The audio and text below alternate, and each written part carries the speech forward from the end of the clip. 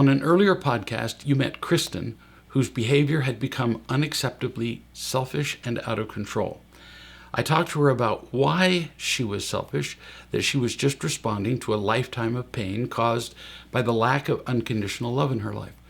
Every child needs to understand this. Somebody needs to teach them this so that they can realize that they're not bad, only in pain. Click on the link in the description and you can find that conversation that I had with Kristen. Today, many weeks later, I'm talking to Kristen again because she still needs help with her selfishness and lack of responsibility. No child heals overnight from the wounds of a lifetime, nor do they suddenly change their perspectives, feelings, and behavior. Now, let's go to my second conversation here with Kristen. So, talk to me, kid. I want to be happy. So, pay attention, really close attention. The people who say, I want to be happy with their lips, but not their actions, end up profoundly disappointed with their lives. Okay. It's real easy to say. I've been doing this for so long and heard so many people say, I want to be happy. And then they don't do anything about it. And they keep saying, in fact, saying they want to be happy makes them more miserable.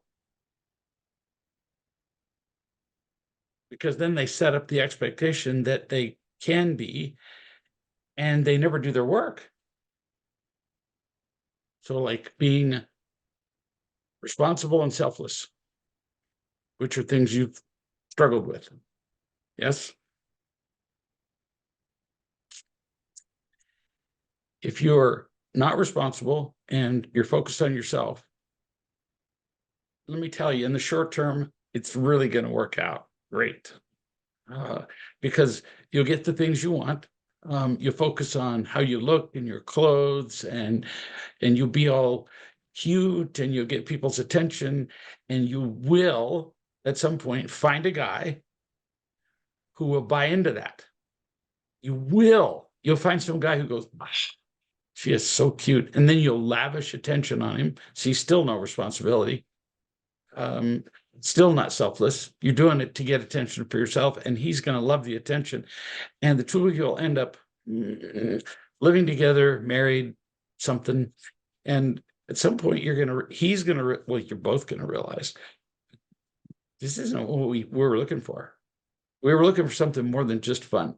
So a guy who's really focused on responsibility and making something of his life probably wouldn't be attracted to you if you're not responsible yourself. Those type of people. The way you what? The way you act attracts those type of people. Uh-huh.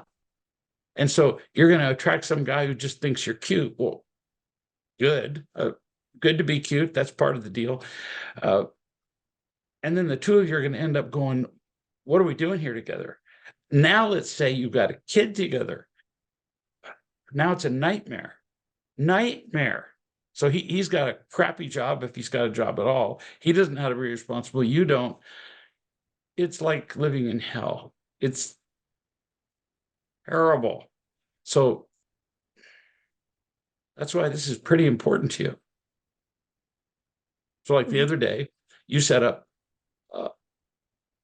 we agreed on a time that we were going to meet 2 or 3 days ago. It wasn't long. And at the last second, you say to me, that time's not good for me. Well, by now, I've arranged my day around that time. And those times aren't easily replaced. What were you telling me when you said that's not good for me just hours from when it was going to begin? This doesn't matter. Or I don't care about you. You don't care about learning. This doesn't matter. And your time doesn't matter to me. I don't care if that's what you say to me. It doesn't hurt my feelings. I promise you it will hurt the feelings of your boss. If you say, let's see, my alarm clock didn't work. It wasn't a good time for me to show up at work at the time that we'd agreed. Your boss will probably not be offended. He'll just fire you. And you'll get away with it with your boyfriend for a while. You get in the picture now? Yeah. The way you treat people is a reflection of how caring you are. You haven't learned how to do that very well at this point. And we talked before about why you were treated badly by everybody around you. So how would you know how to care about anybody? It's just time to do something about it. Yeah. Time as Yeah. in like now, because you're 13, and most people by the time they're 13 are pretty much set in concrete. I just poured concrete yesterday, and it's pretty malleable when you're rolling it around in the cement mixer or concrete mixer. It's malleable for a little while afterward, and a few hours later, you can't move it with the truck. Most people by 13, they're done. You can't teach them anything. Crazy. Yeah, I mean, you can teach them algebra and so on, but life perspectives, they're set in stone. You want to do something about it, well, you can't really, which is why we're here. So as it is now, you focus on things like clothes and what you get, and pretty much the central word of your life is me. I get that. But I'm not criticizing that. If I had a real problem with that and it was offensive to me, well, I would just press the end call button because that's boring. But you want to be more than that. And so we're having a conversation uh, to see what you can do about it. Like the alarm clock didn't work. So what's the truth? That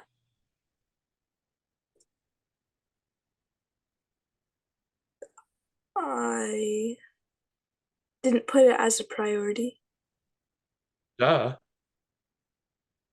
Because if the award for getting up on time is that you get to go on a cruise, a Disney cruise, and you get $20,000, I promise you would not be late getting up. You wouldn't go to bed the night before, and you'd be sure you were whatever you were supposed to be, and you'd be sleeping in a tent there. So when people say the alarm didn't work, I go, yeah, well, probably not. Um, it's just so subtle.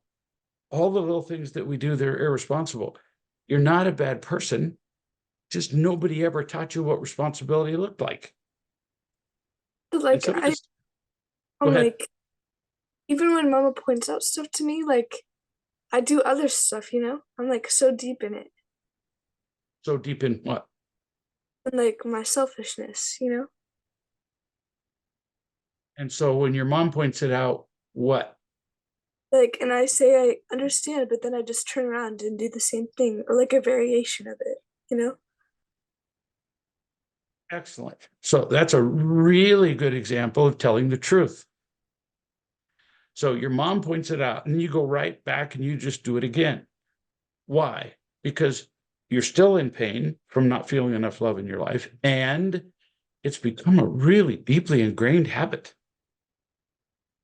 If you're involved in a conversation, what you're thinking about is you. I've been doing this longer.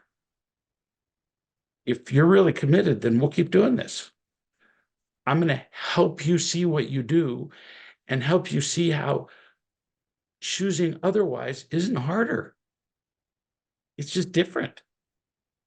So I'm going to pick an example. So it's time for you to, in your house, once a week or whatever it is, I don't care. You have to fix dinner for the family. And it was time for you to fix dinner. And I think it was the day of you fixing dinner, right? You discovered you didn't have chicken. Is this a scenario? No, this actually happened. Wait, like when? Days ago, within the last 2 or 3 days, you texted Papa about getting chicken. You don't remember this? Eight Oh, cups of cooked chicken. You're looking at me like I'm speaking Babylonian. yes. It wasn't the day of. I just needed ingredients. Ah, so, but see, you acted as though you didn't know what I was talking about. Yeah, How many days ago was it? like 2 days ago. Yeah. So already you're illustrating my point. So I'm talking to you about something that you can learn from, and I'm talking about fixing dinner. It's not like you fix dinner every day, and it's not like I'm talking about when you fix dinner when you were 3. It was 2 days ago, and already when I say, like when you asked Papa to get some ingredients for dinner, you looked at me blankly, like, what? Do you understand? You It may not be conscious. I'm trying to help you become conscious of it. It was a subject you didn't want to discuss. So you looked at me like you were retarded. No, it was 2 days ago. So did you text him the day that you were fixing dinner or the day before? I haven't made dinner yet, but I needed to sign up for dinner, but I needed the ingredients before to see like Okay. All right. So A, you were irresponsible by looking at me like I was stupid and you didn't know what I was talking about. See, it's a reflex on your part. You don't mean to do this. You just you've learned from the time you're a little kid, and it works with parents and teachers. They ask you a question, and one of the most effective answers you can give a parent or teacher is that. Like, what? What are you talking about? Dogs do it. If they do something wrong and you call their name, no kidding, they have go look it up on YouTube. Dogs will look at you like, what? What? What are we talking about here? Even though they did something they knew they weren't supposed to. So, that's one. Then second, you texted him and you said, "I need you to get some chicken from the store or something," right?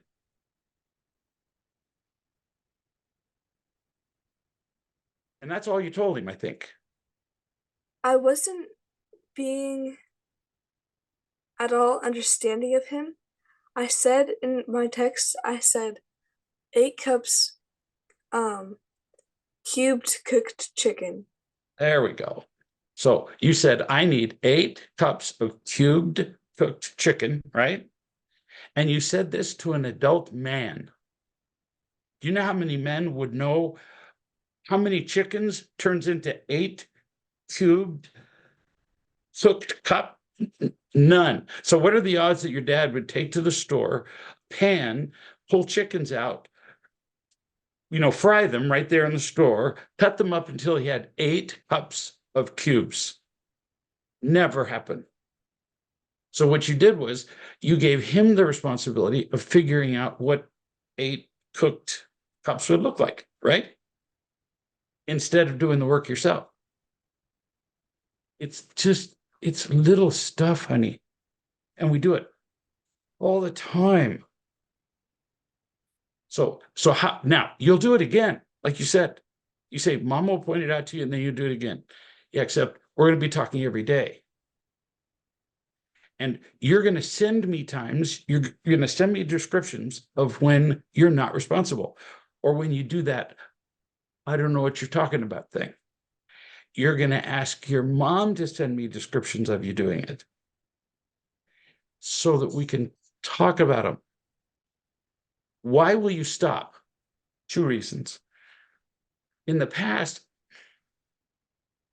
you've had your flaws pointed out to you in less than a loving way. And so, even though you see your flaws, the wounds don't heal. And so you keep doing it over and over. I don't care about your mistakes. So I'm not mad that you didn't tell him. And I'm not mad whether you make dinner or you don't. And I'm not mad whether you set your alarm clock or not. And it's way easier to learn like that. Parents tend to add the disappointment thing. when you do make mistakes. And then you can't heal because they've just added more wounds. Get it? You will begin to heal as you tell the truth about yourself while you're being loved. If you simply tell the truth about your mistakes, that doesn't do much by itself. Making sense?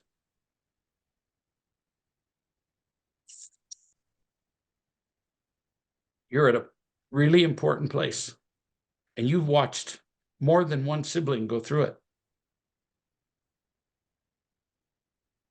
You've had one sibling be right where you are and decide that she was going to learn. And she has learned, and sometimes she still has a hard time learning because she was your age when she started. Now she's 18, and still sometimes she's just a bonehead. But then you've got another sister who started to learn and went, "Oh, I'm going to do what I want." And yep, she did just what I said. She found a boyfriend who thought it was all cute and fun, and now she has an absolutely crappy job, dropped out of college, hates her job, and is in a relationship that's far less than she'd hoped. You don't want to do that. And it's preventable now. It's not preventable now that she's in the situation she's in. That's probably not going to change. So this is easier, way easier. This is what children need. Look at this child's face, 13 years old. I told her she was selfish and not responsible, but she ate it up. She liked hearing it. Why? Because she doesn't mind being told the truth if she knows she's loved by whoever is saying it. And children don't mind telling the truth about their mistakes if they know that the listener loves them, if the listener will not be disappointed or angry. Kristen loves being loved and taught. So will your child. Go to realloveparents.com and learn how you can love and teach your child.